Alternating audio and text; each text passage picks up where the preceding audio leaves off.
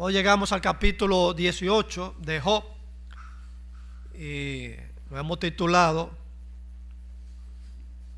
el título del sermón de esta mañana, el rey de los espantos.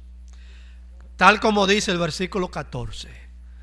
Ese rey de los espantos, por supuesto, es la muerte. No se preocupe, no voy a predicar el sermón de Jonathan Edwards.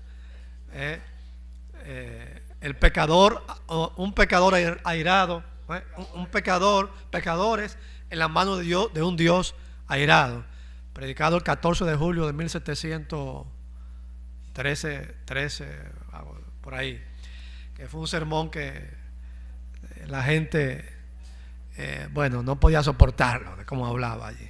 Yo prediqué un sermón en Puerto Plata sobre la muerte, nada más lo prediqué 2 veces porque la gente se asustó demasiado, pero en cada sermón se convirtió uno. En el segundo se convirtió un señor muy prominente en la ciudad de Puerto Plata, que luego pasó a la presencia del Señor. Pero no vamos a predicar ese sermón. El sermón de hoy es en Job capítulo 18, el rey de los espantos. Es el segundo discurso de uno de los amigos de Job, llamado Bildad. Pero a modo de introducción voy a decir algo sobre la consejería cristiana. Ya dije algo en el otro sermón, pero debemos decir algo más en este sermón. La consejería siempre ha sido un trabajo difícil. Primero hay que entender la problemática humana sin olvidarnos de las profundas realidades espirituales que por lo general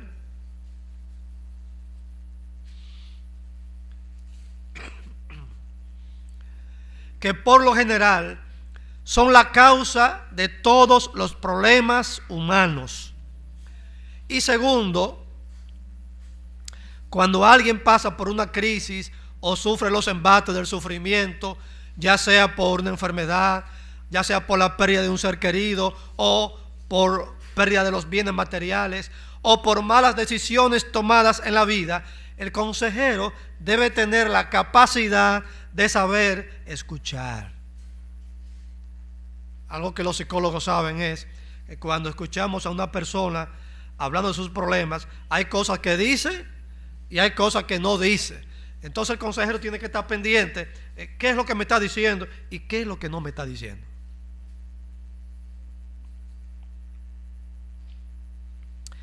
Generalmente, cuando una persona en medio de un problema, una crisis, habla, no es objetivo. No es objetivo para ver, su propia realidad. Siempre ve su realidad a la luz de una situación en la que los sentimientos están alborotados, están hirviendo por dentro, y eso impide ser objetivo en medio de todo. El papel del consejero que está fuera de la crisis en la que está la persona tiene entonces que entender esa situación en las personas. La persona con problemas mezcla sus sentimientos con puntos de vista que en el momento no son los mejores indicadores de objetividad. Y el consejero tiene que pedirle a Dios sabiduría, mucha sabiduría y tacto, para entender en su justa dimensión lo que la persona nos está diciendo. Hay 3 preguntas que el consejero cristiano tiene que contestarse por dentro mientras está escuchando a la persona. La primera pregunta es esta: ¿qué me está diciendo realmente esta persona? Número 2, ¿cómo se siente realmente esa persona respecto a lo que le está pasando? Y número 3, ¿cómo puedo ayudarle a comprender su problema y dirigirla a manejar sus sentimientos y decisiones en este momento de crisis? Como usted puede ver, la consejería cristiana no es tan fácil. Por lo tanto, como dice mi amigo el escritor Warren Wiersbe, hay que aprender a escuchar con el corazón más que con el oído. Los amigos de Job no estaban escuchando con el corazón, ni lo estaban aconsejando con sabiduría. Los discursos habían llegado a un punto muerto. Los amigos de Job, que allá habían hablado los tres en la primera ronda, y ahora en la segunda ronda habló el primero, y ahora va a hablar Bildad, estaban repitiendo lo mismo, lo que, como dicen la famosa canción, lloviendo sobre mojado. Era repitiendo lo mismo. Job, tú eres malo, o sea, algo hiciste, di lo que es, tienes que estar dispuesto a arrepentirte para que entonces puedas disfrutar de las bendiciones de Dios, porque hasta ahora lo que vemos es que lo que hemos aprendido es que Dios castiga al malo.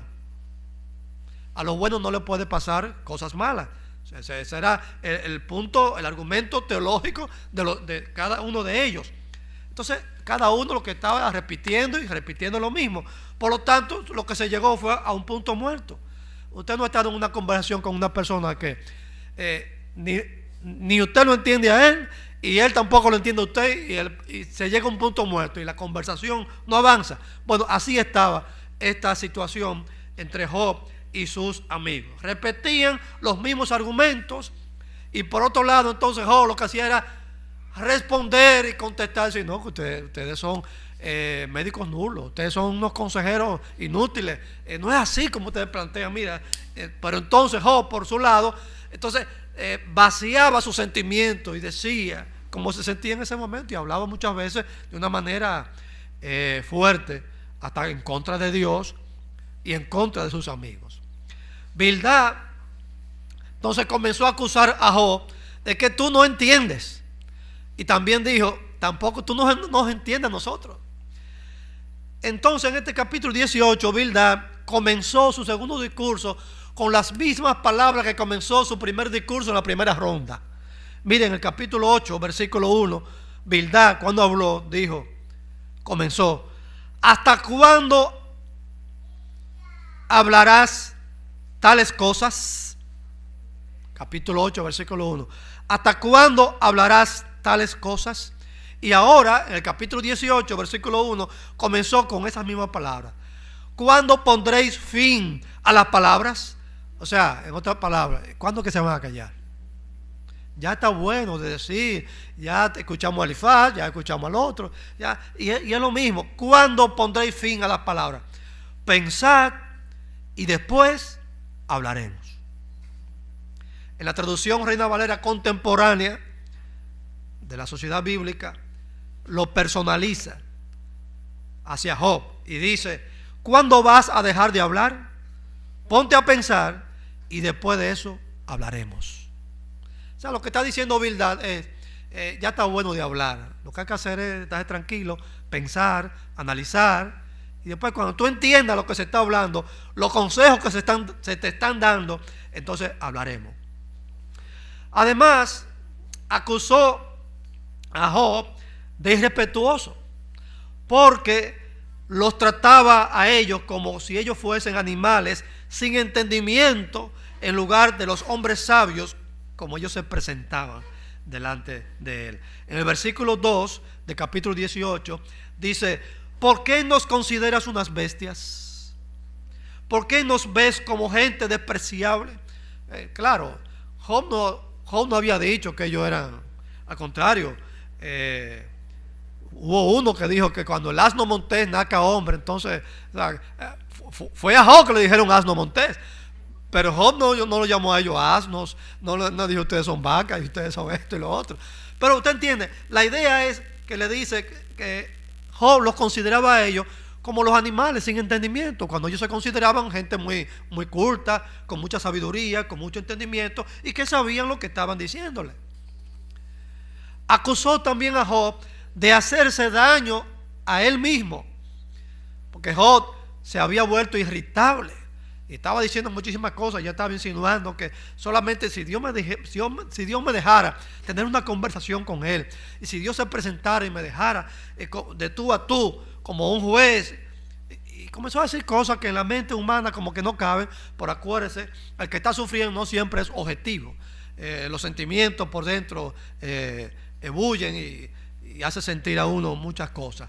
Y Bildad lo reprende diciéndole que por él Dios no va a arrasar con el mundo. Dios no va a cambiar todo el orden natural que hay en el mundo por él, solo porque él, Job, quiere que Dios deje todo lo demás y ponga su atención solo en Job. Mire lo que dice el versículo 4.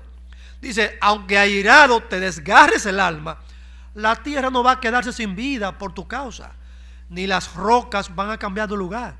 Generalmente el que está en una crisis, que está deprimido, para esa persona como que el mundo se acaba.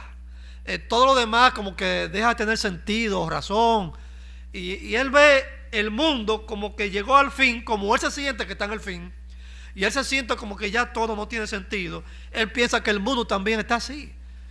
Y entonces Bildad le dice: ¿tú crees que el mundo va a dejar de seguir su marcha? La vida tiene que seguir, No creas que porque tú estás en una crisis y porque estás deprimido y piensas así y así de Dios, como tú has dicho, ya el mundo se va a acabar porque tú piensas que ya todo se acabó. El mundo tiene que seguir. Dios no va a dejar de atender las cosas en el mundo para poner su atención en ti solo. Tú no eres lo único que está vivo en este mundo. Y en su primer discurso, Bildad disertó sobre la justicia de Dios que castiga al malo y bendice al bueno. ¿Se acuerdan que en el versículo 4 y 5 de su primer discurso, en el capítulo 8, Bildad le dijo incluso: si Dios mató a tus hijos, tiene que ser porque eran pecadores, o sea, eran malos. O sea, porque Dios no mata a los buenos, Dios no castiga a los buenos. Si Dios se llevó a tus hijos, a los 10, o sea, se ve que ellos no eran buenas cosas, O sea, ya usted sabe, un hombre que está sufriendo, está enfermo, pierde sus bienes materiales, pierde a sus hijos y le salen con esta palabra. Bildad dice que la justicia de Dios es inexorable. Castiga al malo y bendice al bueno. O sea, no hay otra opción en la teología de la sabiduría de Bildad. Así que Dios no tiene misericordia del malo, ni permite el mal en los que andan bien, en la teología de Bildad. Y dice el versículo 3 del capítulo 8, en su primer discurso: ¿acaso torcerá Dios el derecho o pervertirá el Todopoderoso la justicia? Eso es así. Esa es la ley del talión, punto. Claro, sabemos que Dios no tuerce la justicia. Sabemos que Dios es justo en todo lo que hace, aun cuando en su misericordia decide no castigar al malo y dejarlo hasta el día final. Claro que no. Aunque los hombres tengan dañado el sentido de justicia, la vendan o la corrompan, Dios no vende ni corrompe su justicia. Dios es justo en todo lo que piensa y en todo lo que hace. En el segundo discurso, entonces, que vamos a ver hoy, Bildad usa un recurso que no nos gusta mucho a nosotros. El recurso como de meterle terror y meterle miedo al otro. Y entonces comienza a hablar de la muerte. Comienza a hablar del fin de los malos, diciéndole a Job: no, mira, el final tuyo ya es la muerte. O sea, si tú insistes en tu actitud, es que Dios es justo. Dios castiga al malo, Dios no castiga al bueno. Y entonces usa el recurso del terror. Hasta ahora tú no has escuchado nada. Tal vez metiendo un chin de miedo, la junta de la muerte, el castigo de Dios. Tal vez tú vas a reflexionar y vas a entender de una vez por todas que nosotros tenemos la razón y tú no la tienes. Así que comenzando con el versículo 5, en el capítulo 18, hasta el 21, que es el último versículo, Bildad se esfuerza en describir poéticamente, pero muy terriblemente, el final de aquellos que hacen maldad y se alejan de Dios. Su final será en las manos del rey de los espantos, dice el versículo 14.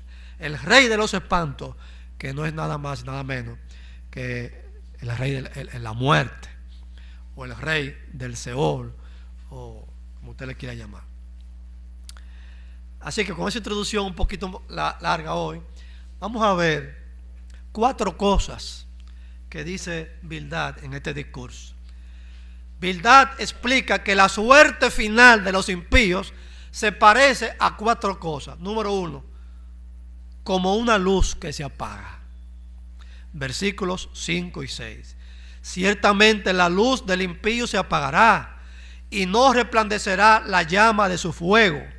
La luz se oscurece en su casa y se apaga sobre él su lámpara. Bueno, la imagen de una lámpara encendida o de la luz en una persona y en su hogar tiene varias connotaciones en la Biblia, pero una de ellas se refiere a la vida. O sea, tener su lámpara encendida es estar vivo.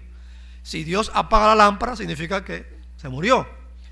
En 2 Crónica, capítulo 21, se narra el reinado de Jorán, que reinó entre el 848 y el 841 a.C., reinó en Judá.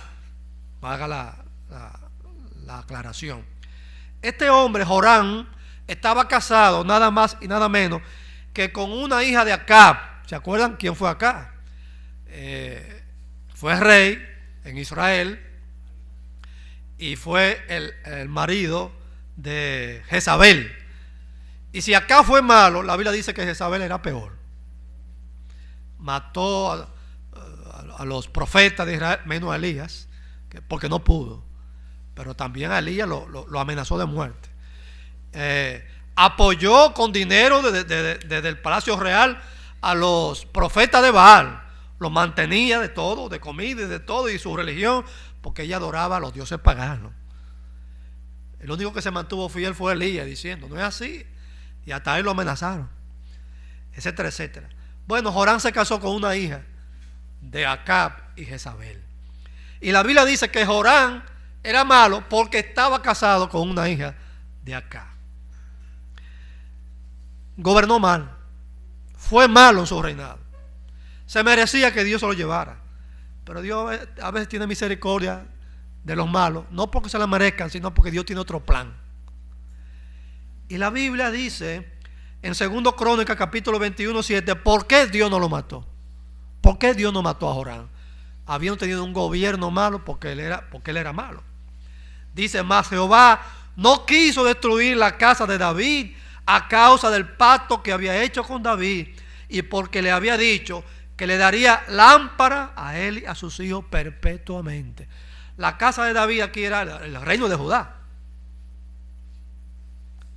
Y su familia, y por lo tanto la familia real de David. Entonces por eso Dios no mató a Jorán, porque entonces iba a quedar en el limbo, ¿verdad? El reinado de Judá. Y Dios le prometió, ¿no?, que no iba a faltar quien estuviese en el reino de Judá. Dios hizo ese pacto con David y le prometió mantener con vida el reino de Judá. Claro, después, más adelante, Dios tuvo que llevar la cautividad tanto al reino de Judá como al reino del norte, Israel por un lado y Judá por el otro. Proverbios capítulo 24 versículo 20 dice, no te entremetas con los malignos ni tengas envidia de los impíos, porque para el malo no habrá buen fin y la lámpara de los impíos será apagada. La idea es que va a morir. Va a morir. A veces la idea es morir prematuramente.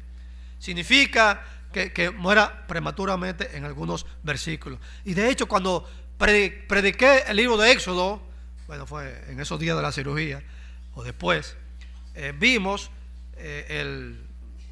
uno de los mandamientos de ahí, de Éxodo capítulo 20, sobre obedecer a los padres, y vimos un versículo que dice, el que maldiga a su padre o a su madre, su lámpara será apagada. O sea, Dios dice, si tú no obedeces a tu padre o tu madre, o maldices a tu padre y tu madre, te voy a llevar. O sea que lea bien ese versículo. Los que son hijos, lean bien esos versículos y tener cuidado pues con la obediencia o con maldecir a su padre o hablar irrespetuosamente a los padres. Los 2 hijos de Elí eran sacerdotes, pero la Biblia dice que eran hombres impíos, porque en su corazón no había temor de Dios. pecaban deliberadamente contra Dios e irrespetaban las ofrendas de animales que se ofrecían en el templo, por lo que Dios decretó su muerte temprana y una maldición sobre los descendientes varones de la familia sacerdotal de Elí. Proverbios capítulo 20, versículo 27 dice: lámpara de Jehová es el espíritu del hombre. Pero acuérdese, esa lámpara puede ser apagada cuando Dios diga. Se apaga y nadie tiene la victoria en esa guerra. La segunda cosa que dice Bildad, que se parece al fin de los malos, es como un caminante atrapado. Versículo 7 hasta el 10. Ese final trágico, de muerte definitiva del malo, será como un caminante atrapado. Dice los versículos 7 al 10. Sus pasos vigorosos se acortan y sus propios planes lo hacen tropezar, porque un lazo está puesto a sus pies y entre redes camina. No son las redes sociales, no, las redes, o sea, trampas, cosas así, ¿verdad? Un cepo atrapa su talón y una trampa se afirma contra él. La cuerda está escondida en la tierra y la trampa, vuelve y repite la palabra trampa, lo aguarda en la senda. Para el impío, para los malos, la vida está llena de muchas trampas y obstáculos para aquellos que viven sin Dios y desean escapar de Él. Muchas veces no nos damos cuenta, muchas veces nos creemos que somos muy habilidosos para escondernos o escapar de las consecuencias de una vida sin seguir la voluntad de Dios. Pero no importa las artimañas, en el camino Dios siempre nos encuentra, Dios siempre nos atrapa, Dios siempre tiene el control de todo. No importa las artimañas, Dios siempre nos encuentra y nos atrapa. Y nos damos cuenta que quien nos tiene agarrado es Él a nosotros y no nosotros a Él. El rey David reflexionó un día sobre la omnipresencia y la omnipotencia, la omnipresencia y la omnisciencia de Dios. Omnipresencia es que Dios está en todas partes a la vez, y omnisciencia es que Dios tiene conocimiento de todo, de la historia, desde el principio. Él sabe cómo va a terminar la historia y todo lo que va a pasar y lo que no va a pasar. Dios lo sabe todo. Y dice en el Salmo 139, versículos 7 y 8, nada más como una muestra, aunque usted lo puede leer completo en su casa.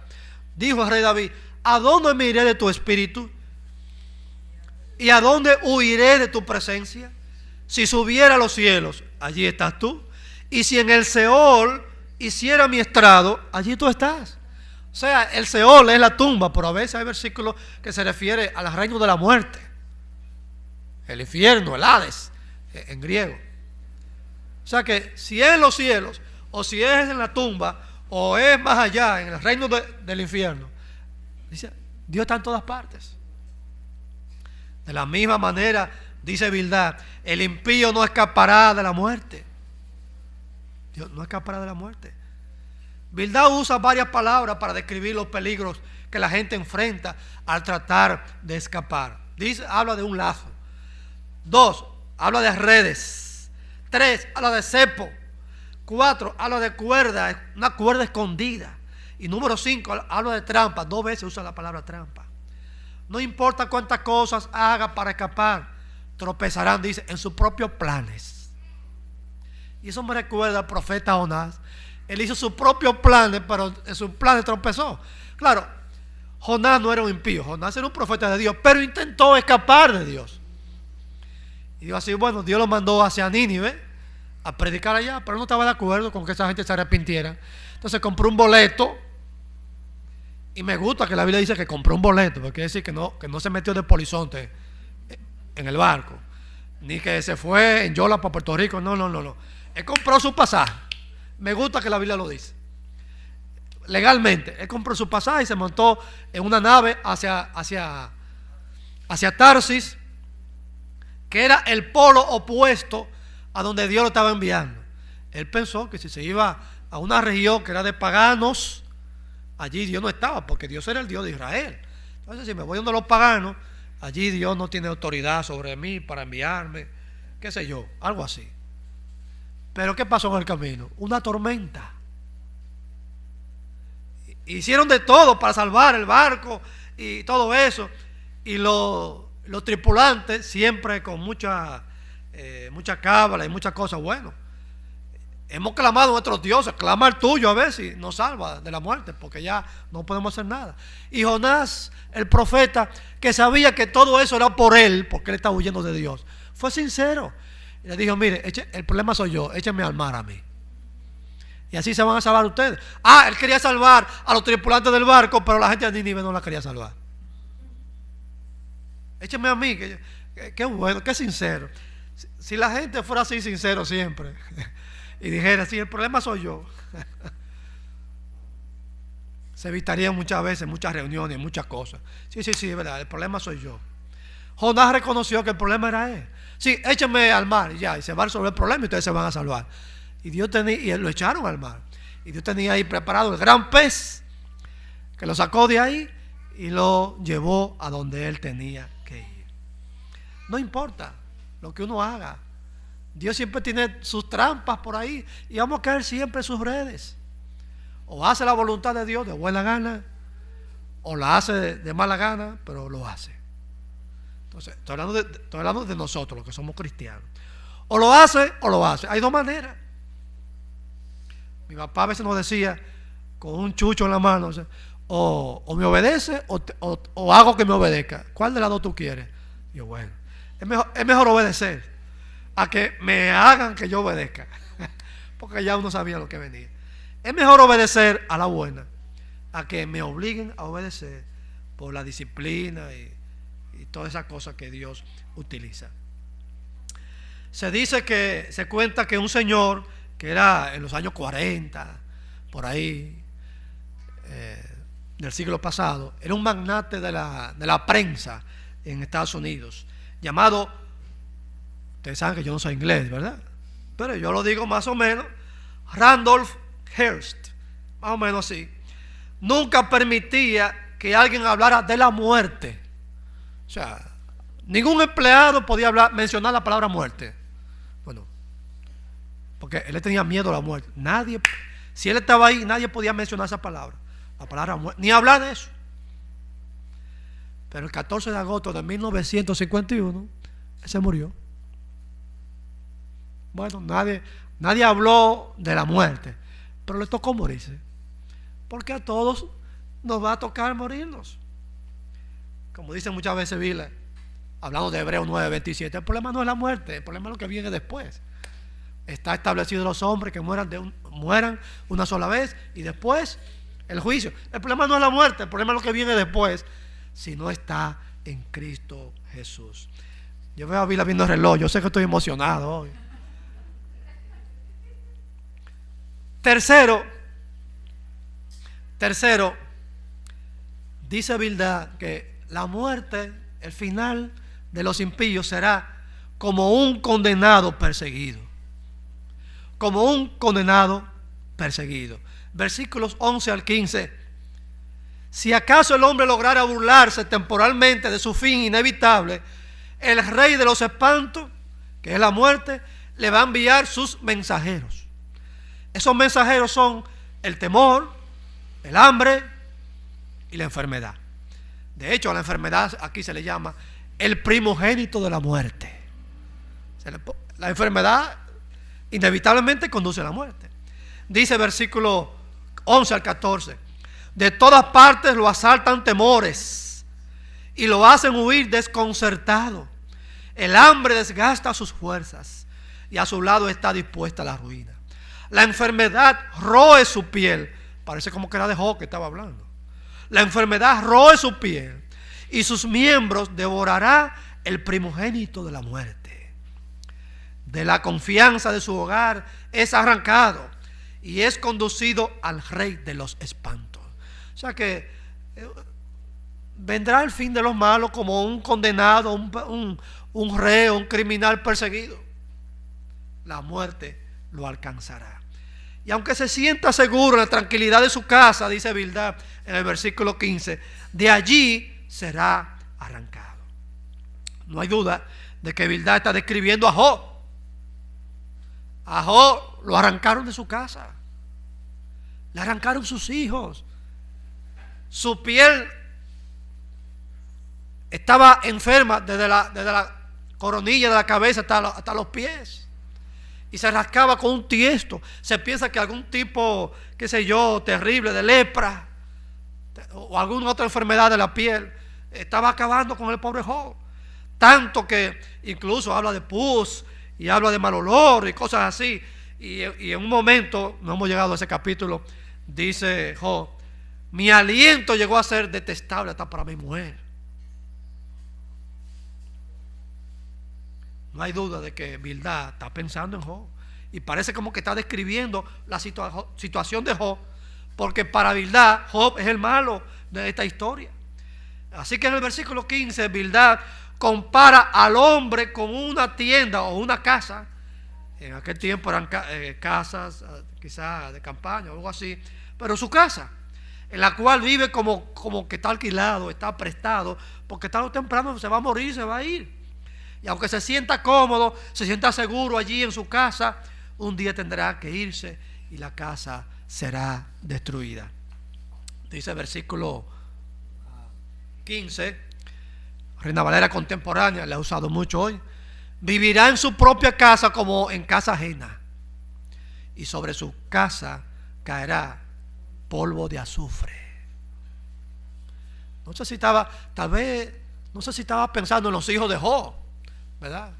Que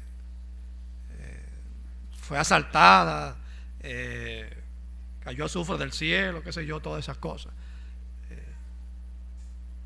y murieron todos. Y cuarto y último,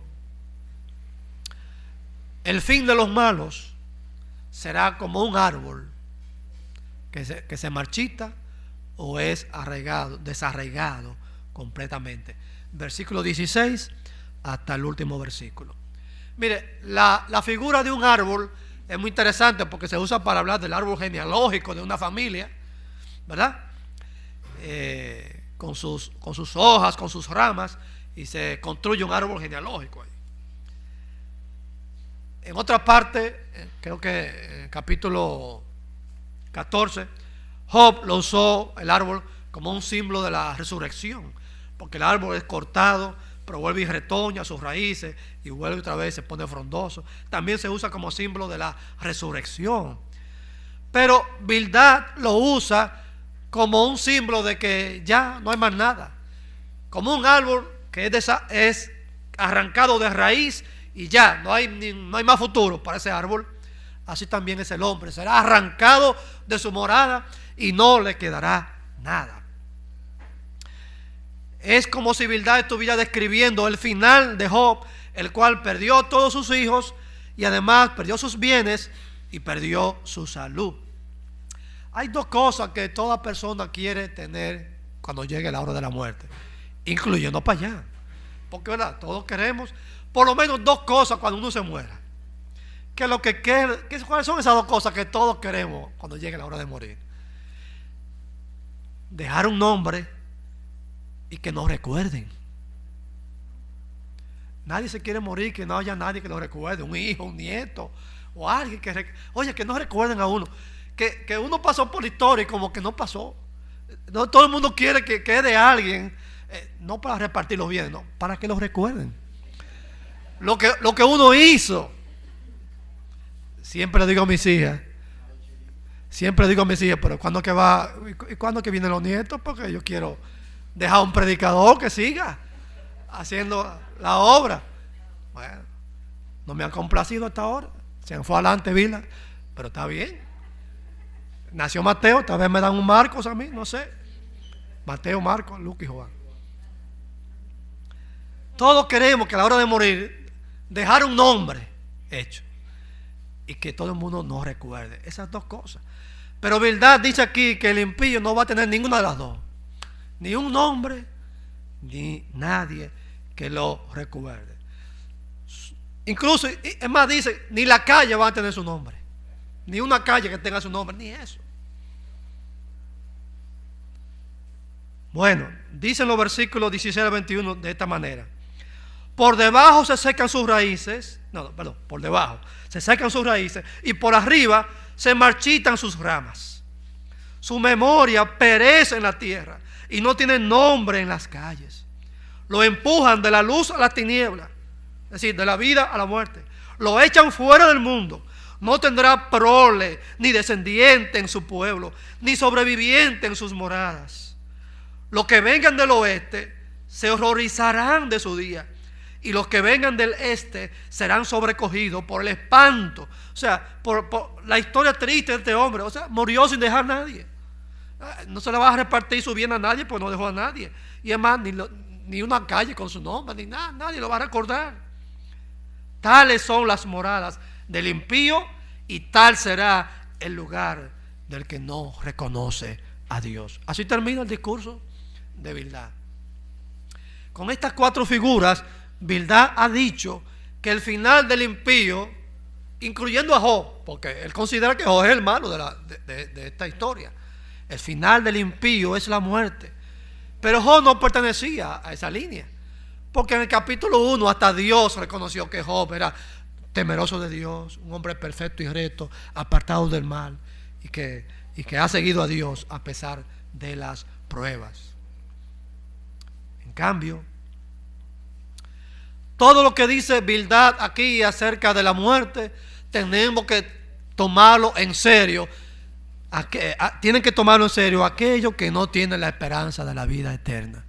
Porque si no tiene la esperanza de vida eterna, porque no tiene a Cristo, todo lo que Bildad dijo aquí es verdad en cuanto a esas personas. Pero para el cristiano, aquel que ha recibido la salvación en vida, ha recibido a Cristo, le sigue como su Señor y Salvador, la muerte no es el fin de todo, sino el traslado a la misma presencia del Señor. Entre los cristianos no nos gusta decir se murió fulano. Lo que nos gusta decir es fulano pasó a la presencia del Señor, o fulano fue trasladado a la patria celestial. Qué bonito se oye. Pero los impíos tienen que decir se murió fulano, porque no tienen otra esperanza más que hasta ahí. Ahora, la única manera de llegar a esa eterna gloria celestial es poniendo nuestra fe y nuestra confianza en la persona y en la obra de Jesucristo en la cruz del Calvario. No hay otra manera, no hay otro camino. Si usted recibe al Señor Jesucristo en su vida, en su corazón, le tiene como Señor y Salvador, usted puede contar con la esperanza de la vida eterna. De lo contrario, no. Si no ha hecho eso, mi pregunta es, ¿y por qué no lo hace ahora? ¿Por qué no lo hace ahora, hoy? De mañana no sabemos. Así que terminamos haciendo la exhortación a que ponga su fe en el Señor, que le reciba hoy mismo como su Salvador. Entréguese al Señor y sea salvo. Nosotros los cristianos, por la gracia y misericordia de Dios, tenemos esperanza, la esperanza de vida después de este mundo. Oremos. Padre, te damos las gracias, porque aunque este discurso de Bildad fue muy fuerte, describe el final de los impíos, pero sabemos que para Job ese no era el final. Y sabemos que para nosotros ese no es el final. Aún después de la muerte en esta vida, hay una esperanza de vida mucho mejor en la presencia del Señor. Te damos gracias por esa esperanza de vida, por esa esperanza de gloria, por esa esperanza de estar en la presencia del Señor. Permite que esta mañana, si hay alguno de nuestros oyentes que no tiene esa esperanza, pues se aferre a ella, abrazando por la fe al Señor Jesucristo, recibiéndole como Señor y Salvador. En el nombre de Jesús. Amén.